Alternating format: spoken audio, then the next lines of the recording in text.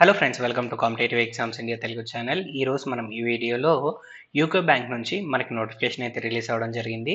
ఈ నోటిఫికేషన్ సంబంధించి complete details అనేవి అఫీషియల్ నోటిఫికేషన్ ద్వారా తెలుసుకుందాం ఫ్రెండ్స్. ఆల్ ఓవర్ ఇండియా మనకి వేకెన్సీస్ ఫిల్అప్ చేస్తూ ఉన్నారు. ఏపీ అండ్ తెలంగాణలో కూడా మనకి వేకెన్సీస్ ఉన్నాయి. సో ఈ జాబ్స్కి మనం అప్లై చేసుకోవాలి అనుకున్నట్లయితే 2nd ఆఫ్ జూలై 2024 నుంచి 16th ఆఫ్ జూలై 2024 లోపు ఆన్లైన్ మోడ్లో మనమైతే అప్లై చేసుకోవాల్సి ఉంటుంది. మీరు ఈ నోటిఫికేషన్కి అప్లై చేసుకోవాలి అనుకున్నట్లయితే అప్లై చేయడానికి కావాల్సిన లింక్స్ అనేవి డిస్క్రిప్షన్లో ప్రొవైడ్ చేస్తాను ఫ్రెండ్స్. మీరు ఆ లింక్స్ ద్వారాగా ఈ జాబ్స్కి అప్లై చేసుకోవచ్చు. ఈ నోటిఫికేషన్కి మనం అప్లై చేసుకోవాలి అనుకున్నట్లయితే ఏదో ఒక స్టేట్కి మాత్రమే మనం అప్లై చేసుకోవాల్సి ఉంటుంది. 2-3 స్టేట్స్కి మనం అప్లై చేసుకోవడానికి వీల్లేదు ఫ్రెండ్స్. ఐదర్ మీరు ఏపీకైనా అప్లై చేసుకోవచ్చు, లేదా తెలంగాణకైనా అప్లై చేసుకోవచ్చు. కానీ రెండింటికి ఒకేసారి మీరు అప్లై చేసుకోవడానికి వీల్లేదు. సో ఆంధ్రప్రదేశ్లో మనకి టోటల్ 7 వేకెన్సీస్ అనేవి ఉన్నాయి. అండ్ అలానే తెలంగాణలో మనం గమనించినట్లయితే 8 వేకెన్సీస్ ఉన్నాయి. ఈ పర్టికులర్ నోటిఫికేషన్ ద్వారాగా టోటల్ 544 వేకెన్సీస్ అనేవి ఫిల్అప్ చేస్తూ ఉన్నారు. అండ్ ఇక్కడ మనం గుర్తించాల్సింది ఏంటి అన్నట్లయితే ఈ జాబ్స్ అనేవి రెగ్యులర్ జాబ్స్ కాదు ఫ్రెండ్స్, అప్రెంటిస్షిప్కి సంబంధించిన వేకెన్సీస్ మాత్రమే. దట్ మీన్స్ కేవలం ఇక్కడ 1 year పాటు అప్రెంటిస్షిప్ అనేది మనకి యూకో బ్యాంక్ ఆఫర్ చేస్తూ ఉంది. అండ్ నెక్స్ట్ మనం మూవ్ ఆన్ అయినట్లయితే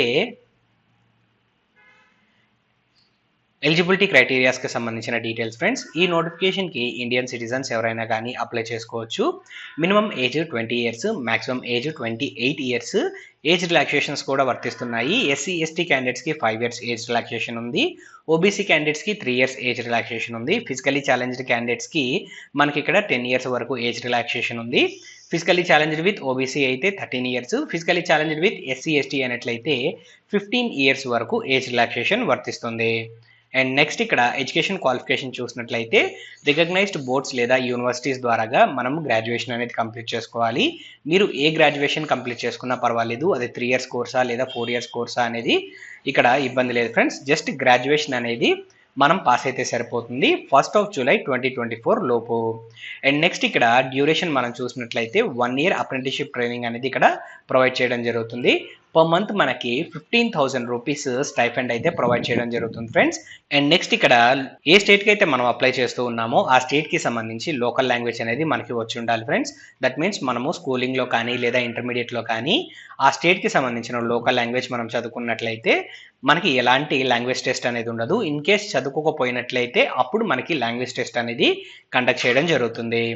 సో నెక్స్ట్ ఇక్కడ సెలక్షన్ మోడ్ మనం ఇక్కడ గమనించినట్లయితే ముందుగా అప్లై చేసుకున్న క్యాండిడేట్స్ ఎవరైతే ఉన్నారో వారిని స్క్రీనింగ్ చేసి పర్సనల్ ఇంటర్వ్యూకి అయితే కాల్ చేయడం జరుగుతుంది. In case number of applications ఎక్కువగా ఉన్నట్లయితే అప్పుడు రిటర్న్ టెస్ట్ కండక్ట్ చేసి ఆ తర్వాత పర్సనల్ ఇంటర్వ్యూ అనేది తీసుకొని క్యాండిడేట్స్ని అయితే రిక్రూట్ చేసుకుంటారు.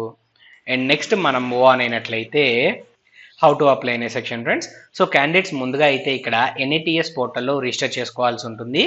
ఎందుకు అన్నట్లయితే ఇవి అప్రెంటిస్షిప్ వేకెన్సీస్ కాబట్టి nets.education.gov.inకి వెళ్ళి ముందుగా అయితే అప్రెంటిస్షిప్ కోసం మనమైతే రిజిస్టర్ చేసుకోవాల్సి ఉంటుంది. వన్స్ అక్కడ రిజిస్టర్ చేసుకున్న తర్వాత బ్యాంక్ వెబ్సైట్కి వచ్చి మనమైతే మన అప్లికేషన్ అనేది సబ్మిట్ చేయాల్సి ఉంటుంది ఫ్రెండ్స్.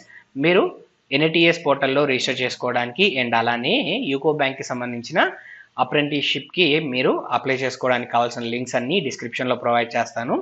మీరు ఆ లింక్స్ ద్వారాగా ఈ జాబ్స్కి అప్లై చేసుకోవచ్చు. అండ్ నెక్స్ట్ మనం మూవ్ ఆన్ అయినట్లయితే మనము ఈ నోటిఫికేషన్కి అప్లై చేయడానికి కొన్ని నామినల్ ఫీజ్ అయితే పే చేయాల్సి ఉంటుంది ఫ్రెండ్స్. ఆ ఫీజ్ డీటెయిల్స్ అయితే నోటిఫికేషన్లో మెన్షన్ చేయలేదు, జస్ట్ నామినల్ ఫీజే ఉంటుంది. ఆ ఫీజ్ పే చేసి మనమైతే ఈ జాబ్స్కి అప్లై చేసుకోవచ్చు. సో ఇక్కడితో ఈ వీడియో అనేది ఎండ్ చేస్తున్నాను ఫ్రెండ్స్. ఈ నోటిఫికేషన్ సంబంధించి కంప్లీట్ డీటెయిల్స్ అనేవి మీకు అందాయని ఆశిస్తున్నాను. ఈ వీడియో కనుక మీకు నచ్చినట్లయితే please like, share and subscribe to our channel. Thank you.